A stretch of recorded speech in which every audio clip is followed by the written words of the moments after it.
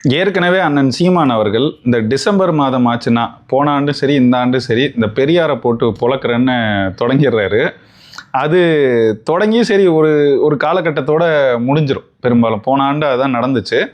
இந்த ஆண்டும் அப்படி தான் நடக்கும்னு பார்த்தா அதை அப்படி விடுறதுக்கு இந்த திராவிடர்களுக்கு மனசில்லை போல. தொடர்ச்சியாக அவங்க ஏதாவது எதிர்வினை ஆற்றுறேன் அப்படின்னு கொச்சையாக பேசுறது, அசிங்கமாக திட்டி காணொலி போடுறது, இல்லை கருத்தரங்குன்ற பேரில் கேவல அரங்குகளை நடத்துறதுன்னு தொடர்ச்சியாக செஞ்சுக்கிட்டு இருக்காங்கன்னு வச்சுக்கோங்களேன். அதன் தொடர்ச்சியாக அண்ணன் சீமான் ஏற்கனவே சில மாதங்களுக்கு முன்னாடியே அறிவிச்சிருந்தார். இதெல்லாம் நடக்கலைன்னா கூட இந்த நிகழ்வு நடந்திருக்கும். எதுனா நேற்று அண்ணன் சீமான் மயிலாடுதுறையில் செய்த ஒரு பெரிய சம்பவம், பயங்கரமான தரமான ஒரு சம்பவம், இன்னும் திராவிடர்களை அதிகமாக கதற வச்சிருக்கு. இந்த நிகழ்வு ஏற்கனவே பல மாதங்களுக்கு முன்னாடியே அண்ணன் சீமான் அறிவித்திருந்தாலும் மயிலாடுதுறையில் நடக்குதுங்கிறது ஏற்கனவே ஒரத்த நாட்டில் நடக்கிறதா இருந்துச்சு. அப்புறம் மயிலாடுதுறைன்னு மாற்றினது ஒரு 10-15 நாட்களுக்கு முன்னாடி தான். உடனேவே என்ன பண்ணாங்கன்னா, திராவிட தரப்பில் அதுக்கு எதிர்வினை ஆற்றுறேன் அப்படின்னு அதுக்கு அடுத்த நாளே நான் அங்கு சென்று கதறப்போகிறேன் அப்படின்னு அறிவிப்பை வெளியிட்டார் ஐயா சுபவீர பாண்டியன். நேத்து அண்ணன் சீமான் செய்த சம்பவம் என்ன, அதில் உண்மையிலே அதை எதுக்கு சம்பவம்னு சொல்கிறோம், அந்த அளவுக்கு திராவிடர்கள் அதில் காயப்படுறதுக்கோ இல்லை கதறதுக்கோ என்ன இருக்குது, இன்று அதை வச்சுக்கிட்டு ஐயா என்ன கதற போகிறாங்க, அதை பற்றி தான் இந்த காணொலியில் நம்ம விரிவாக பார்க்க போகிறோம். வாங்க பார்க்கலாம்.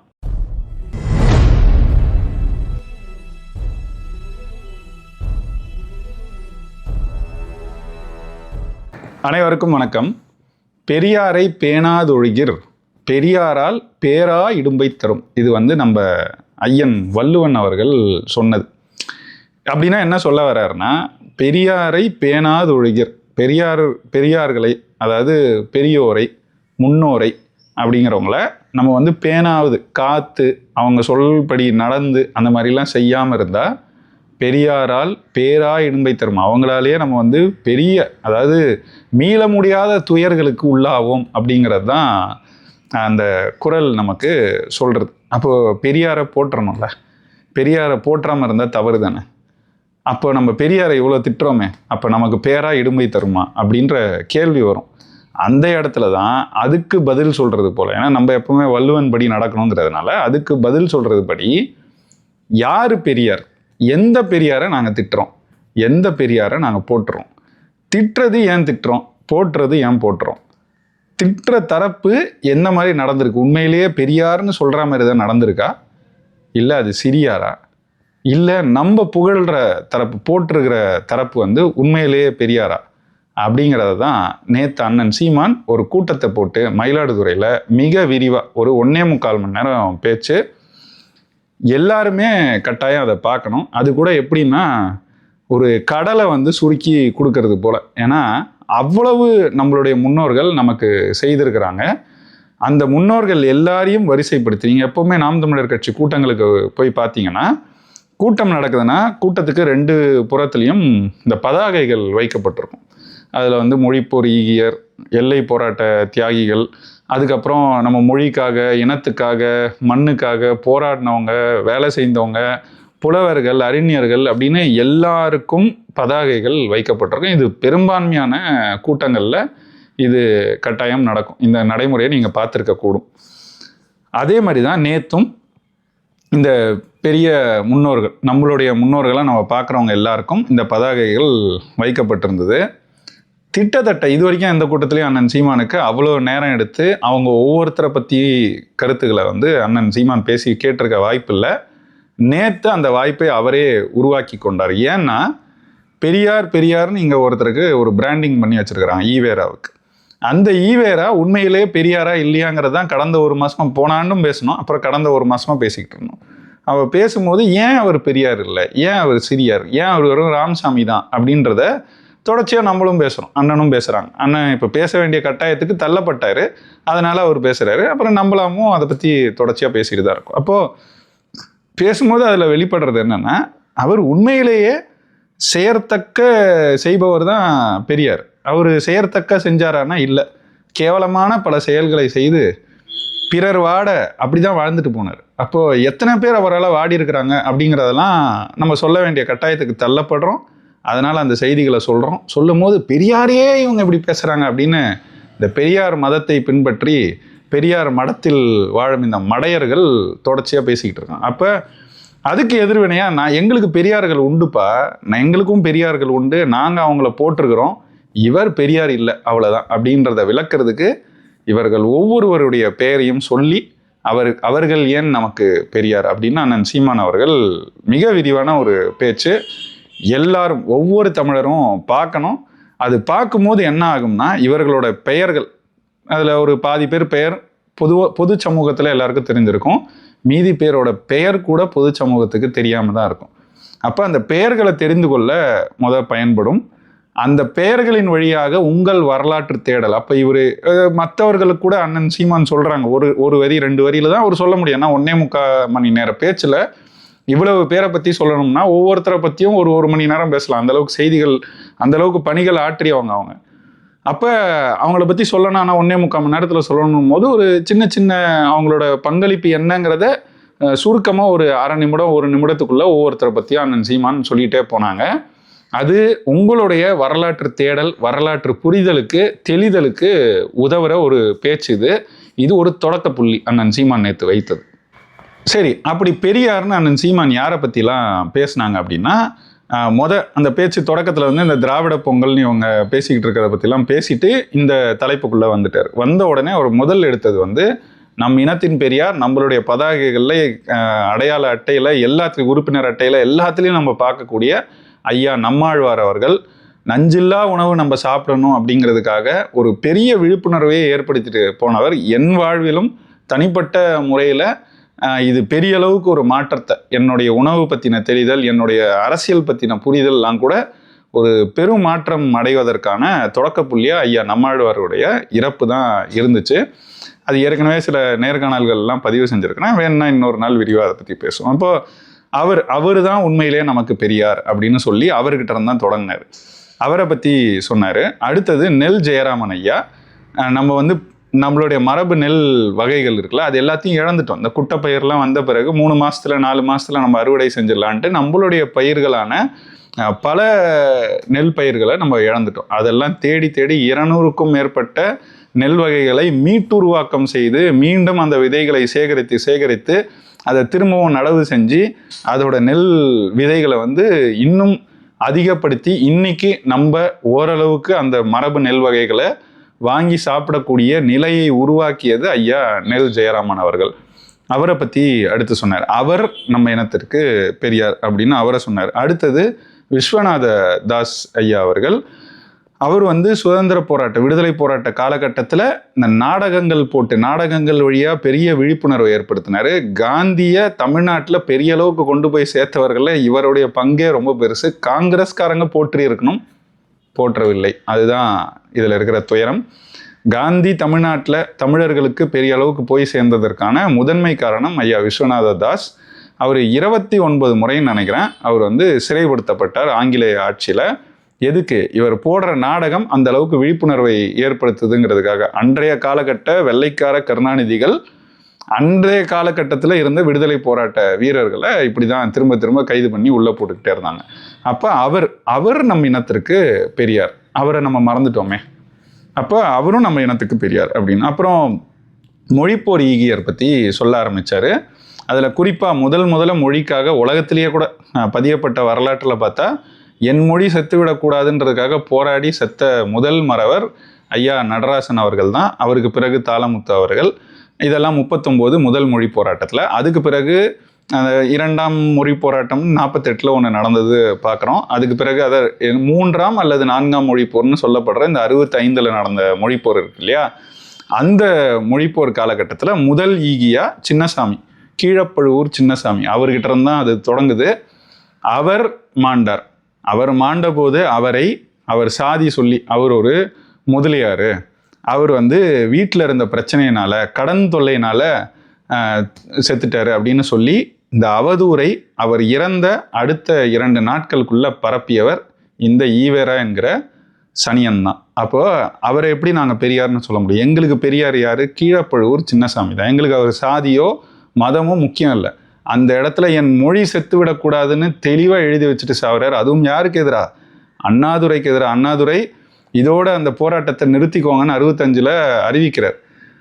அதை எதிர்த்து என் தலைவன் அப்படி எப்படி சொல்லலாம், நம்ம மொழி செத்துவிடக்கூடாது அப்படிங்கிறதுக்காக அண்ணாதுரையையும் எதிர்த்து ஒரு கடிதத்தை எழுதி வைத்து விட்டு தெளிவாக ஒரு காரணத்துக்காக என் மொழி செத்துவிடக்கூடாதுன்னு செத்தவரை சாதியை தேடி சொல்லி அவர் வீட்டில் கடன் பிரச்சனை, வீட்டில் தொல்லை தாங்காமல் செத்து போயிட்டாருன்னு ஒருத்தன் எழுதுறான்னா என்ன மனநிலையில் இருந்திருப்பான். அன்னைக்கே நம்மளுடைய பாட்டன்கள் அப்பாக்கள் உஷாராகாததுனால தான் அதே வரலாறு மீண்டும் 65 நடந்த அதே வரலாறு அன்றைக்கு பெரியார் செய்தது. அதை 2009 முத்துக்குமார் இறந்தபோது கருணாநிதி செய்தார். காதல் தோல்வியினால செத்து போனார்னு ஒரு புரளியை கிளப்பி விட்டார். இந்த இழி செயல் திராவிட ரத்தத்தில் ஓடுது. அதனால தான் அவங்கள எதிர்க்கிறோம். அதனால தான் இவர் பெரியார் இல்லை.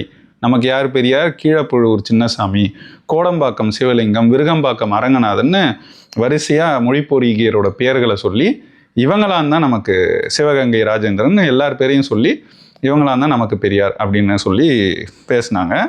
அடுத்து அன்னை மீனாம்பாள், அவங்களும் முதல் மொழி போராட்டத்தில் பங்கேற்றவங்க. 37, 38, 39 வரைக்கும் நடந்த அந்த மொழி போராட்டத்தில் பங்கேற்றவங்க. ஏற்கனவே பல முறை அவங்கள பற்றி நான் பேசியிருக்கேன். அந்த காலகட்டத்திலேயே புடவையில், பெண்கள் கட்டுற புடவையில் இந்த தமிழ் எழுத்துக்கள் பொறிக்கப்பட்ட புடவைகளை நெய்து அதை அந்த போராட்டத்தில் ஈடுபட்ட பெண்களை கட்ட வைத்து தமிழ் கொடியேந்தி திருச்சியிலேருந்து நடைபயணமாக சென்னை வந்தவங்களில் அன்னை மீனாம்பாள் முக்கியமான ஒருத்தவங்க. அப்போ இந்த மாதிரி புரட்சி செய்த பெண்கள் அன்றைக்கே தமிழ் சமூகத்தில் இருந்தாங்க. அப்போ அவங்க தான் நமக்கு பெரியார்.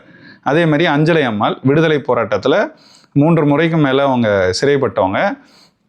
அதுக்கு பிறகு அவங்க சட்டமன்ற உறுப்பினரெல்லாம் இருந்திருக்கிறாங்க. அப்படி இருந்த அவங்க நமக்கு உண்மையிலே ஒரு பெரியார். அப்படின்னு அடுத்தது கண்ணியமிகு காயிதே மில்லத். அண்மையில் தான் ஒன்றை கண்டுபிடிச்சோம், ஈவேரா எந்த அளவுக்கு கேவலமாக பேசியிருக்காருன்னு. என்னன்னா, நமக்கு முதலேருந்து இப்போ நமக்கு எப்போ ஈவேராவை பற்றி இப்படி பேச ஆரம்பித்தோன்னா இந்த 1.5 ஆண்டுகளாக அப்போ நமக்கு அதிகமாக தெரிய வந்த செய்திகளில் ஒன்று தான் காயிதே மில்லத் அவர்கள் திமுகவோட கூட்டணி வச்சுட்டாரு. அப்போ பெரியார், இந்த ஈவேரா வெங்காயம் இருக்கார் இல்லையா, அவர் காங்கிரஸ் ஆதரவில் இருக்கிறார். அவர்கிட்ட இருந்து பிரிஞ்சு அண்ணாதுரை கட்சி தொடங்கினதுனால அண்ணாதுரை மேலே, திமுக மேலே கடுமையான கோபத்தில் இருக்கிறாரு. அதுக்காக காங்கிரஸ், அது வரைக்கும் காங்கிரஸை அழிப்பேன் ஒழிப்பேன்னு பேசினவர் காங்கிரஸ் ஆதரிக்கிறாரு. காமராஜர் தான் பச்சை தமிழர்லாம் பேசிக்கிட்டு வராரு. அப்போது அந்த காலகட்டத்தில் திமுக கூட்டணியில் போய் காயிதே மில்லத் சேர்ந்துட்டதுனால மொத்த இஸ்லாமியர்களையும் கேவலமாக பேசுகிறார். அந்த காலகட்டம் தான் 62 அவர் போய் அந்த கூட்டணியில் சேர்றாரு. 62லேருந்து 64 வரைக்கும் இவர் பேசினதெல்லாம் பார்த்தீங்கன்னா, நாம் இந்த சாணிக்கு யோசிச்சுட்டு சாணியில் கால் வைக்க சிந்தித்து மலத்தில் கால் வைத்தது போலன்னு எதுக்கு சொல்கிறாரு? பாப்பானுக்கு பயந்துட்டு இஸ்லாமியர்களை ஆதரித்தது இப்படி ஆயிடுச்சுன்னு சொல்கிறாரு. அதே காலகட்டத்தில் தான் அவருடைய பிறந்த நாளுக்கு ஒருத்தன் செய்தி, எவ்வளோ ஒரு மனநோயாளியாக இருந்தால் பிறந்த நாளுக்கு ஒரு செய்தியை கொடுக்குறார். நம் சமுதாயத்துக்கு 4 எதிரிகள், பார்ப்பனர்கள், நம்மில் கீழ்த்தர மக்கள், நம்மில் கீழான மக்கள். அப்போனா அது என்ன மாதிரி ஒரு இழிவான சிந்தனைன்னு பார்த்துக்கோங்க. கிறித்தவர்கள், இஸ்லாமியர்கள்னு 4 பேரை சொல்கிறார். அந்த காலகட்டத்தில் தொடர்ச்சியாக இஸ்லாமியர்களை துலுக்கர்கள்னு சொல்லி, துலுக்கனுக்கு இந்த நாட்டில் என்ன வேலை, அவன் பாகிஸ்தானுக்கோ ஆப்கானிஸ்தானுக்கோ போகட்டும் அப்படின்னு சொல்லி ஆர்எஸ்எஸ்காரன் கூட பாகிஸ்தானுக்கு போகணுன்னு தான் சொல்லுவான். ஏன்னா இந்தியான்னு ஒன்றா இருந்துச்சு, பிரிஞ்சிச்சுன்னு. அகண்ட பாரதத்தில் வர ஆப்கானிஸ்தானுக்கு கூட கிளம்பிப்போ அப்படின்னு சொல்லி அன்றைக்கே பேசியவர் தான் இந்த ஈவேரா. இதெல்லாம் சான்றுகளோடு நம்ம எடுத்து சொல்லிக்கிட்டு இருக்கோம். இதை தாண்டி நமக்கு தெரியாமல் இருந்தது என்னன்னா, அந்த காலகட்டத்தில் இப்போ இந்த முறை தான் தம்பி அபு தான் இப்போ பேசும்போது இந்த திருச்சியில் நடந்த கருத்தரங்களை அன்னைக்கு தான் அதை கண்டுபிடிச்சி கொண்டு அதை மேடை ஏற்றினார். அந்த கருத்தை என்னன்னா, இந்தியன் யூனியன் முஸ்லீம் லீக் அதனுடைய தலைவர் ஐயா கண்ணியமிகு காயிதே மில்லத் அவர்கள், இந்த முஸ்லீம் லீக் கட்சி இங்கே எதுக்கு நடக்குது, அது பாகிஸ்தான் கட்சி, அது இந்தியாவில் தடை செய்யப்பட வேண்டும் அப்படின்னு பேசினவர் தான் இந்த ஈவேரா. இவருக்கு முட்டு கொடுத்துக்கிட்டு தான் இன்னைக்கு இத்தனை இஸ்லாமியர்களை திமுக இறக்கி விடுது. எதுக்கு? அண்ணன் சீமானையும் இந்த ஈவேராவை எதிர்த்து பேசுகிற நம்மை போன்றவரையும் கேவலமாக திட்டுறதுக்கு. அப்போ எந்த அளவுக்கு ஒரு இழிவான ஒரு நடைமுறையை இந்த திராவிடம்ன்ற தத்துவத்தை தாங்கி கொண்டிருக்கும், தொடர்ச்சியாக கொண்டே இருக்கும் இந்த ஆட்சியாளர்கள், இந்த அதிகாரம் மிக்க பொறுப்புகளில் இருப்பவர்கள், இந்த ஈவேரா வழிவந்தவர்கள் செய்து கொண்டிருக்கிறாங்கன்றதை மக்கள் புரிந்துக்கணுன்றதுக்காக தான் இவ்வளவுத்தையும் விளக்கி காயிதே மில்லத்தை பற்றி சொன்னாங்க. இப்படி நான் அண்ணனே சொல்லிட்டாங்க, இன்னும் நான் சொல்லக்கே இவ்வளோ ஆகுதுன்னா நினச்சி பாருங்க. அதனால பேர்களை மட்டும் அடுத்து சீதக்காதி, செத்தும் கொடுத்தான் சீதக்காதி இருக்கும் இல்லையா, அவர் கதையை சொல்லி ஈவேராவோட ஒப்பிட்டு அதை சொன்னார். அடுத்து நம்ம அண்ணன் பழனி பாபா அவர்களை பற்றி சொன்னார். அப்புறம் அயோத்திதாச பண்டிதர், ரெட்டமலை சீனிவாசன், எம்சி ராசா, மாசி ராசா, நான் பிறந்த மண்ணை சார்ந்தவர், மயிலை சின்னசாமி ராசா, அவரை பற்றி சொன்னார். அப்புறம் அண்ணாமலை செட்டியார் கல்வி கூடங்களை அமைத்து கல்லூரிகளை அமைத்து எல்லாருக்கும் கல்வி கொடுத்தார். அதில் படித்தவங்க தான் இந்த ஈவேரா பின்னாடி போன நிறைய பேர் கூட அப்படிங்கிறத சொல்லி சொன்னார். ஐயா முத்துராமலிங்க தேவர், ஐயா மூக்கையா தேவர், ஐயா இமானுவேல் சேகரனார், இந்த ஈவேரா வழி வந்த ஆணைமுத்து அவர் பங்களிப்புக்கு ஈடாகுமா இந்த ஈவேரா செய்ததெல்லாம் அதை சொன்னார். அப்புறம் யாரும் எதிர்பாராது, நான் என்னென்னா அண்ணன் பேசின பட்டியலில் அவர் பேசின வரிசையிலேயே அப்படியே சொல்கிறேன். யாரும் எதிர்பாராத விதமாக அண்ணன் சீமான் நேற்று செய்த சம்பவம் தான், ஐயா ராமதாஸுக்கு வேணா ஈவேரா பெரியாரா இருக்கலாம், ஆனால் எங்களுக்கு ஐயா ராமதாஸ் தான், மருத்துவர் ராமதாஸ் தான் பெரியார். ஏன்னா சமூக நீதிக்காக பெரிய தியாகங்களை செய்யும் மக்களை அதுக்கு தயார்படுத்தின வேலையை செய்தார். அதே போல் ஒடுக்கப்பட்ட மக்கள் அவங்க அமைப்பாக உருவாவதற்கு பணி செய்த அண்ணன் திருமாவளவன் தான் எங்களுக்கு பெரியார். அவருக்கு வேணா ஈவேரா பெரியாரா இருக்கலாம், ஆனால் எங்களுக்கு அண்ணன் திருமாவளவன் தான் பெரியார் அப்படின்னு சொல்லி இதை பேசினார். அப்புறம் உண்மையிலே தமிழினத்துக்கு ஒரே ஒரு பெரியார் தான் நம்ம தேர்ந்தெடுக்கணும்னா கூட அதுக்கு எல்லா வகையிலும் தகுதி வாய்ந்த ஒரு நபராக திகழ்பவர் கப்பலோட்டிய தமிழன் ஐயா வஉசி அவர்கள், வஉ சிதம்பரனார். அவரை பற்றியும் பேசினாங்க. அவர் என்னென்ன தியாகங்கள் செய்திருக்கிறார், இன்றைக்கி கொண்டு வந்து அவருக்கு நாங்கள் தான் கடைசி காலத்தில் வாழ வைத்தார் பெரியார்னு சொல்லியெல்லாம் கேவலமாக எந்த அடிப்படையும் இல்லாமல், சரி உண்மையிலே உங்கள் ஈவேரா தான் அவரை வாழ வைத்தார்னா அவர் ஏன்டா மண்ணெண்ணெய் விற்றார், அவர் ஏன்டா மளிகை கடை வச்சார், அவர் ஏன்டா ஏழ்மையில் வாடி செத்து போனார், உங்கள் ஈவேரா கிட்ட தான் அவ்வளோ பணம் இருந்துச்சு, அப்படி வாழ வச்சுருந்தாருன்னா ஏன் அதெல்லாம் நடந்துச்சு பேசிட்டு தெரியுறானுங்க இன்றைக்கும். அதுவும் வரேன், அது பின்னாடி எவன்லாம் பேசுகிறான்றதையும் சொல்கிறேன். அப்புறம் ஜீவானந்தம், அவர் நம்ம இனத்துக்கு பெரியார். பாண்டித்துரை தேவர் 4ஆம் தமிழ்ச்சங்கம் அமைத்தவர், அவர் நம்ம இனத்துக்கு பெரியார். பெண்களுக்கான உரிமையை 1800கள்லேயே அதாவது ஈவேரா பிறக்கிறதுக்கெல்லாம் முன்னாடியே அவர் இந்த கருத்துக்களெல்லாம் பேசிட்டார். யார் தெரியுமா? நேற்று கூட்டம் நடந்த அந்த மண்ணை சேர்ந்த, அது என்ன, மயிலாடுதுறை, அதனுடைய பழைய பெயர் மாயூரம். மாயூரம்ன்றதான் மாயவரம்னு மாற்றி இன்றைக்கி கடைசியில் மயிலாடுதுறை, அங்கே என்ன மயில் வந்து ஆடுதுன்னெலாம் தெரில, அது மாயூரம் அப்படிங்கிறது தான் பழைய பேர் அந்த ஊருக்கு. அப்போ அந்த மாயூரம் வேதநாயகம் பிள்ளைன்னு எல்லாரும் கேள்விப்பட்டிருக்கோம். அவர் வந்து அந்த காலத்தில் 1800களின் நடுப்பகுதிகளிலேயே அவர் வந்து நீதியரசராக திகழ்ந்தவர். இன்றைக்கி சொல்கிறாங்க விஜய் ஆண்டனி வந்து அவருடைய எள்ளு பேரன் சம்திங் ஏதோ ஒன்று. அந்த மாயூரம் வேதநாயகம் பிள்ளை தான் பெண்களுக்கு உரிமையை பற்றி பேசினது, சொத்துல உரிமையை பற்றிலாம் பேசினது. இந்த நீதிமன்ற வழக்காடு மொழியாக தமிழ் வரணும்னு இன்றைக்கும் பேசிக்கிட்டு இருக்கோம்ல, இன்றைக்கும் போராடுறோம்ல, இன்றைக்கும் கேட்குறோம்ல உரிமையை, அதை சற்றேறக்குறைய 150 ஆண்டுகளுக்கும் முன்னாடியே கேட்டுட்டார் அவர். அங்கே இருந்த கோப்புகளை தமிழ்படுத்துகிற வேலையும் அவர் அந்த காலகட்டத்தில் செஞ்சார். அப்போ அவர் நமக்கு பெரியார் அப்படின்னு அவரை பற்றி பேசினார். அப்புறம் முத்தமிழ் காவலர் ஐயா கியாபே விஸ்வநாதம் அவர்கள், அவருடைய பணியை பற்றி நம்ம நிறைய முறை பேசியிருக்கோம். அவர் நம்ம இனத்துக்கு பெரியார். அண்ணல் தங்கோ நம்ம இனத்துக்கு பெரியார். சோமசுந்தர பாரதி தமிழ்நாடு தமிழருக்கேன்றதை அதுக்கு முன்னாடியே சிலர் பேசியிருக்கிறாங்கன்னெலாம் சொன்னாலும் பெரிய அளவுக்கு அதை கொண்டு போய் சேர்த்தது, அதை முன்மொழிந்தவராக அறியப்படுறது சோமசுந்தர பாரதியார் தான். அவர் நம் இனத்துக்கு பெரியார். நாமக்கல் கவிஞர் ராமலிங்கம் பிள்ளை, மறைமலை அடிகள் நம் இனத்துக்கு பெரியார் அப்படின்னு தனித்தமிழ். இன்னைக்கு நம்ம பேசுகிற தமிழில் இந்த அளவுக்கு தமிழாக பேசுகிறோம், தமிழ் இந்த அளவுக்கு நல்லா தூய்மை அடைந்து வாழுதுன்னா அதுக்கு முதன்மை காரணம் மறைமலை அடிகள் தான். அவருக்கும் அவருடைய மகளுக்கும் ஏற்பட்ட ஒரு ஒரு ஒரு உரையாடலில் எழுந்தது தான் இந்த தனித்தமிழ் இயக்கம். ஒரு இயக்கம் கண்டு தமிழை தூய்மைப்படுத்திய வேலையை செய்தவர். அவரை விட தமிழுக்கு ஒரு பெரியார் இருந்துட முடியுமா?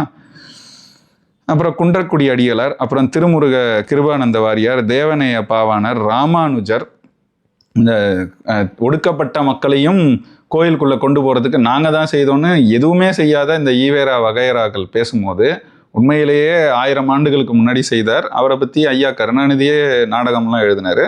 அவர் அதுக்கு பிறகு பரிதிமார் கலைஞர், தன் பெயரையே சூரிய நாராயண சாஸ்திரிங்கிற பெயரையே எப்படி பரிதிமார் கலைஞர்னு தூய தமிழ் படுத்திக்கிட்டாரு. அவரை விடவா? கடைசி வரைக்கும் ராமசாமின்னு தானே பேர் வச்சுக்கிட்டு இருந்தீங்க.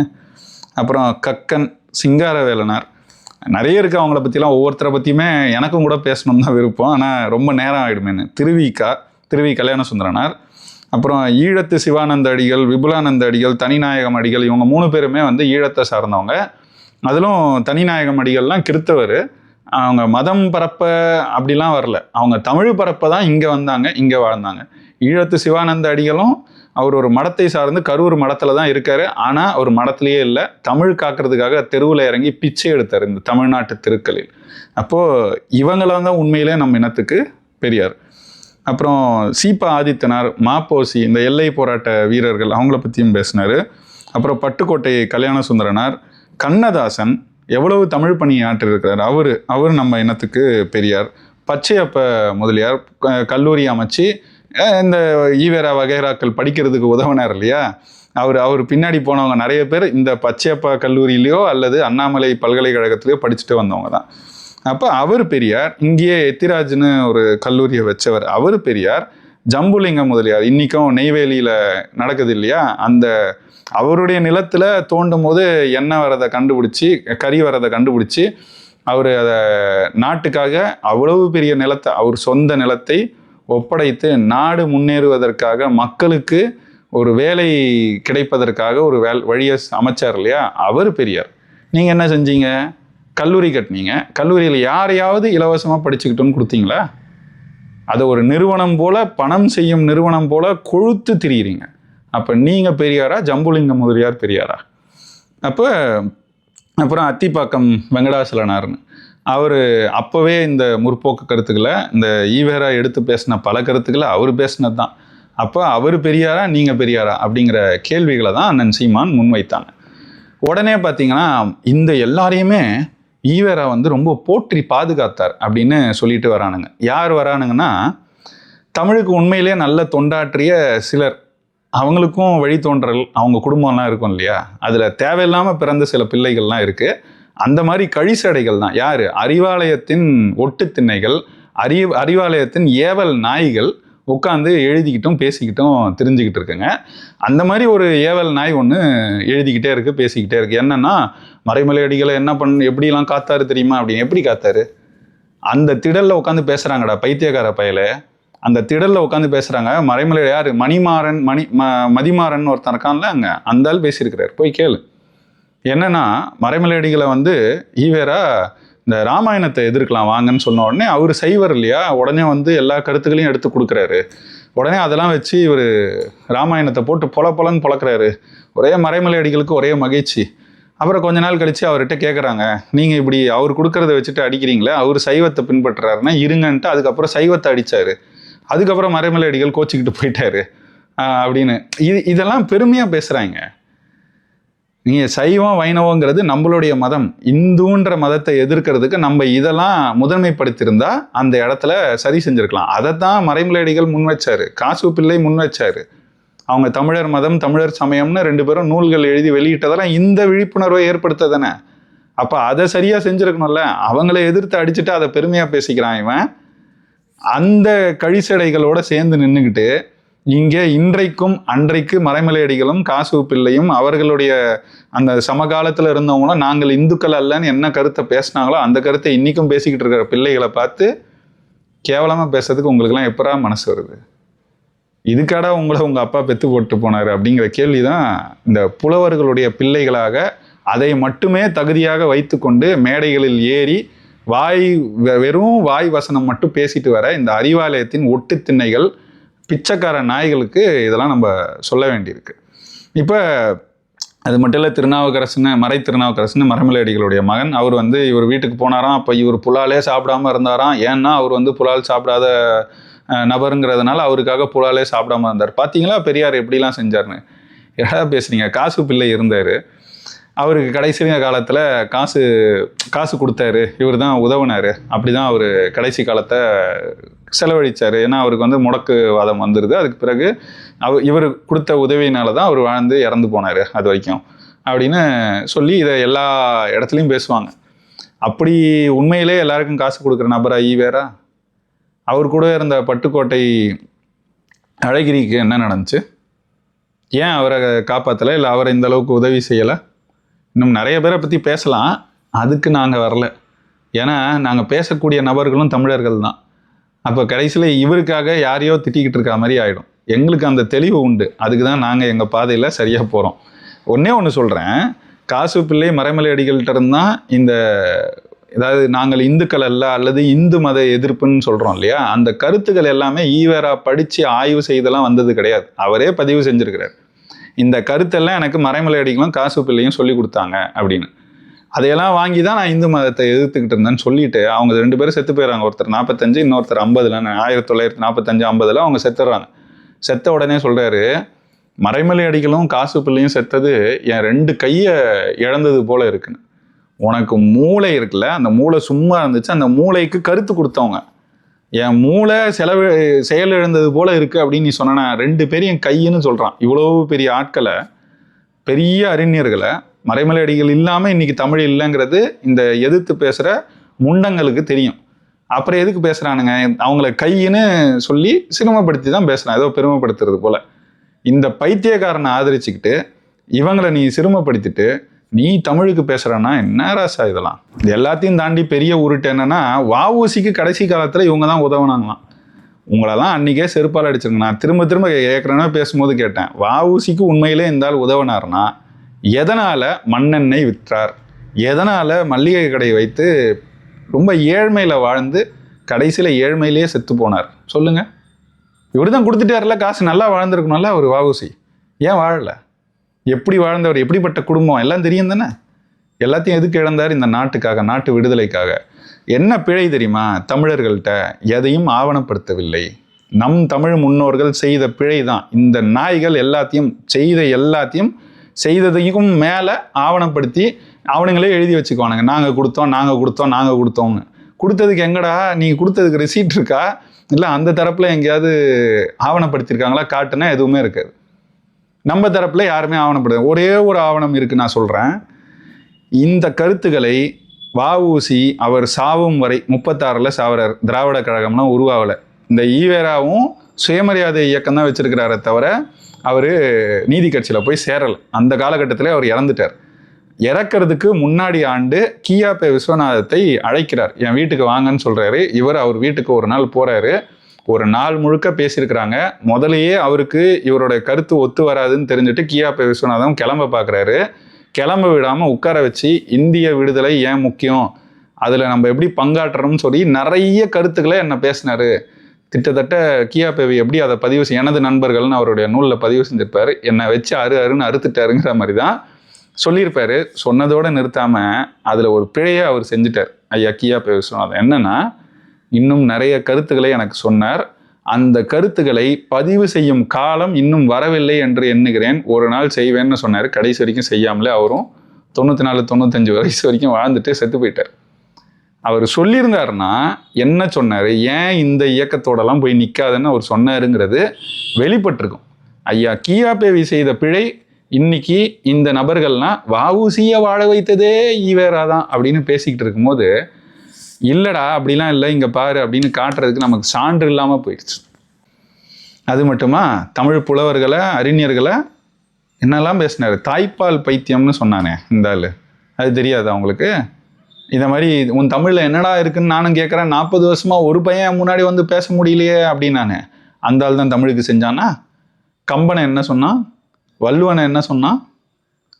ஔவையார் என்ன சொன்னான்? இளங்கோவடிகள் எழுதின சிலப்பதிகாரத்தை என்ன சொன்னான்? வேசி காப்பியம். அது கூட வேசிங்கிறது நம்ம இந்த வலையொலியில் பதிவு செய்ய முடியாத அந்த ஆள் சொன்ன சொல்லங்கிறதுனால சொல்கிறோம். என்ன சொன்னான் சொல்லாமா?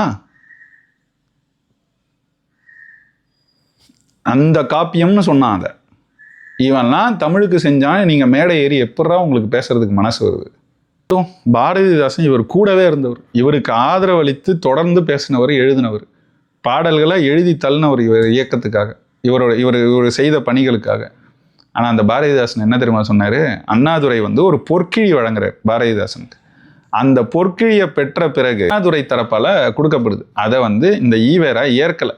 அதனால் என்ன தெரியுமா சொல்கிறாரு? ஒரு 4 பாட்டு எழுதிட்டான்னா அவன்லாம் புலவனா? அவனுக்கெல்லாம் எதுக்கு பொற்கிழி கொடுக்கணும்னு கேட்குறாரு. யார்? பாரதிதாசன். வாழ்க்கை முழுக்க கிட்டத்தட்ட இந்த ஆள் பேசின கருத்துக்களுக்கு ஒத்திசைந்து கவிதைகளை எழுதி தள்ளினவர் அவருக்கே இந்த நிலை தான். அதனால் இந்த தமிழ் அறிஞர்கள், தமிழுக்கு பங்காற்றியவங்க இந்த இனத்துக்காக வேலை செய்திருக்கலாம். அது உங்கள் அப்பா செய்தாங்க, அதை ஒரு பெரிய தகுதியாக நினச்சிக்கிட்டு இன்றைக்கி வந்து வாய்க்கிழியாக எங்கேயாவது நின்று அறிவாலயத்துக்கு ஒத்து ஊதுறதுக்காக அவங்க கொடுக்குற எச்ச எலும்பு துண்டுகளுக்காக எங்கேயாவது நின்று பேசிக்கிட்டு இருக்காதீங்க. இதுக்கு மேலேயும் கடந்து போக மாட்டோம். பேர் சொல்கிறதுக்கு கூட தகுதி இல்லாத ஆட்கள்ன்றதுனால தான் பேரை சொல்லாமல் இப்படி சொல்கிறேன். புரிந்தவன் புரிந்துக்கோ, புரிஞ்சிருச்சுன்னா நகர்ந்து போ. அடுத்தது நம்ம ஐயா என்னன்னா, இப்போ நேத்தானன் சீமான் மயிலாடுதுறையில் பெரியாரை போற்றுவோம் அப்படின்னு கூட்டம் நடத்தினார்னா, இன்றைக்கு அதாவது அதுக்கு எதிர்வினை ஆற்றுகிறாராம் யாரு?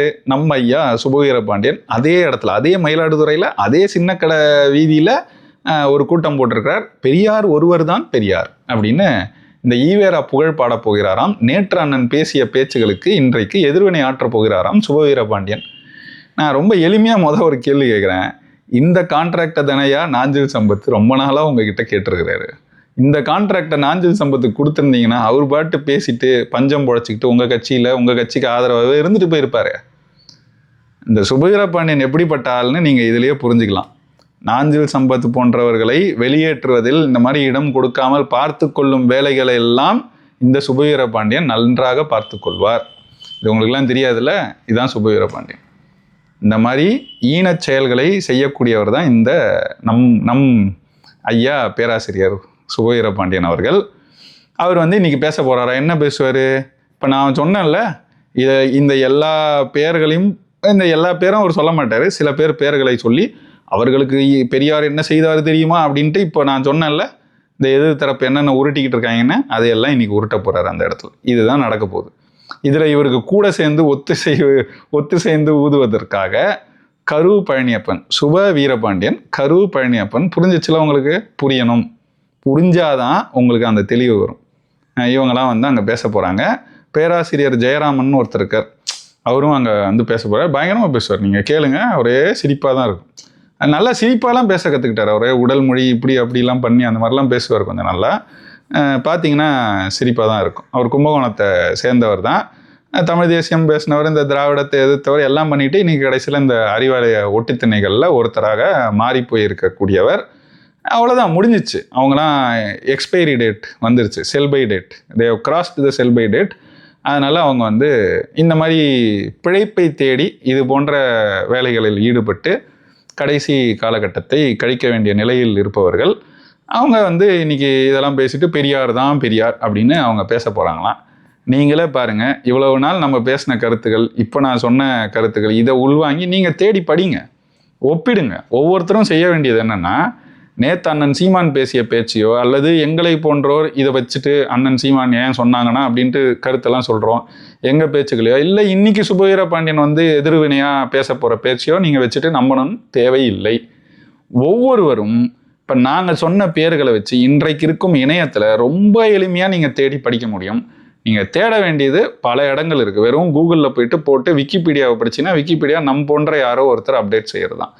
அப்போ எங்கே படிக்கணும்னா நிறைய பிளாக் ஸ்பாட்ஸில் இருக்குது. இன்றைக்கும் நீங்கள் பிளாக் ஸ்பாட்டோடு சேர்த்து அவங்க பேரை போட்டு தேடி பார்த்தீங்கன்னா நிறைய இணையத்தில் கட்டுரைகள் கிடைக்கும். படிச்சிங்கன்னா நான் பேசினேன், அண்ணன் சீமான் நேற்று பேசினேன், நாம் தொடர்ச்சியாக முன்வைக்கும், குறிப்பாக உங்களுக்கு இன்னும் பெயர்களை தெரிஞ்சுக்கணும்னா தமிழ் மீட்சி பாசறை ஓட இணைய பக்கங்கள், குறிப்பாக கீச்சு பக்கம், ட்விட்டர் பக்கம் இருக்கு இல்லையா, எக்ஸ் தளத்தில் நீங்கள் போய் பார்க்கலாம், அல்லது முகநூல் தளத்துலையும் பார்க்கலாம். இந்த எல்லா முன்னோருக்கும் அவங்க செய்த பணிகளை சுருக்கமாக பாடல் வடிவில், அதாவது பாக்களாக, கவிதைகளாக வடித்து நம்ம ஒரு 100க்கும் மேற்பட்டவர்களுக்கு ஆவணப்படுத்தியிருக்கோம். அவங்க எல்லாரோட பாடல்கள், அந்த பாடலை படித்தாலே உங்களுக்கு ரொம்ப எளிமையாக இருக்கும். அந்த பாடல் மரத்தமிழ்வேந்தன் அவர்கள் எழுதினது தான். அந்த பாடல்கள்லேயே இவங்க செய்த பணிகள் எல்லாம் வந்திருக்கும். இதை நாங்கள் மெனக்கெட்டு ஒரு 2 ஆண்டுகள் இதை ஒரு பணியாகவே செய்து தான் ஆவணப்படுத்தினோம். அதை படிச்சிங்கனாலும் நிறைய கருத்துக்கள், அவங்க என்னெல்லாம் செஞ்சுருக்காங்கன்ற கருத்துக்கள் உங்களுக்கு கிடைக்க வாய்ப்பு இருக்குது. ஒவ்வொருத்தரும் இந்த பெரியார், உண்மையிலேயே பெரியாருங்கிற இந்த மயக்கம், ஈவேரா மயக்கத்திலிருந்து வெளியே வந்து நம் இனத்திற்காக பணி செய்த ஒவ்வொருவரையும் நினைவு கூற வேண்டும். அவர்கள் ஆற்றிய பணி என்னன்னாவது நம்ம தெரிஞ்சுக்கணும். அதுக்கு ஒரு தொடக்க புள்ளியாக தான் இந்த விவாதம், இந்த கருத்தாடல் உருவாக்கியிருக்குன்னு நான் பார்க்குறேன். அருள் கூர்ந்து எல்லாரும் தேடி படிங்க. உண்மையிலே பெரியார் யாருங்கிறத உணருங்க.